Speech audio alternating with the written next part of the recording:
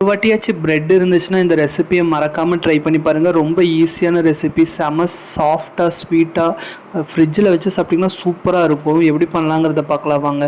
அதுக்கு வந்து நான் பிரெட் பேக்கெட் எடுத்துட்டாங்க. பிரெட் பேக்கெட் எடுத்ததுக்கப்புறமே ஒரு மிக்ஸி ஜாரில் வந்து ஒரு 3 முட்டையை வந்து உடச்சி ஊற்றிட்டாங்க.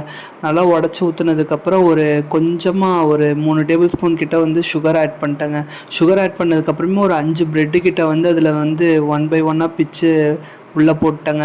உள்ளே போட்டதுக்கப்புறம் தேவைக்கு அளவாக கொஞ்சம் மில்க் ஆட் பண்ணிட்டேங்க. ஆட் பண்ணதுக்கப்புறமே அதை அரைச்சி லிக்விட் பதத்துக்கு அரைச்சி எடுத்துட்டேங்க. அதுக்கப்புறம் இன்னொரு பேனில் வந்து கேரமல் பண்ணுறதுக்காக சுகர் ஆட் பண்ணி, சுகர் கொதித்த உடனே கேரமலைஸ் பண்ணி ஒரு பேனில் வந்து கேரமல் சாஸ் ஊற்றுனதில் வந்து நம்ம அரைச்சி வச்சுருந்த இதையும் ஊற்றிட்டேங்க. ஊற்றுனதுக்கப்புறம் அதை வந்து ஸ்ட்ரீம் பண்ணுறதுக்கு எடுத்து வச்சிட்டாங்க. ஸ்ட்ரீமரில் தண்ணி வச்சு அதுக்கப்புறம் அதையும் ஸ்ட்ரீம் பண்ணுறதுக்கு மூடி வச்சிட்டாங்க.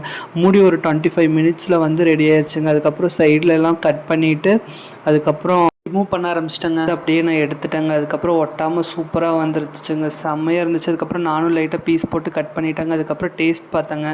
டேஸ்ட் வந்து சூப்பராக இருந்துச்சுங்க. நீங்களும் மறக்காமல் ட்ரை பண்ணி பார்த்துட்டு எப்படி இருந்துச்சுன்னு சொல்லுங்கள். இந்த வீடியோ பிடிச்சிருந்தால் லைக் பண்ணுங்கள், கமெண்ட் பண்ணுங்கள், சப்ஸ்கிரைப் பண்ணுங்கள். தேங்க்யூ ஸோ மச் ஃபார் வாட்சிங் திஸ் வீடியோ.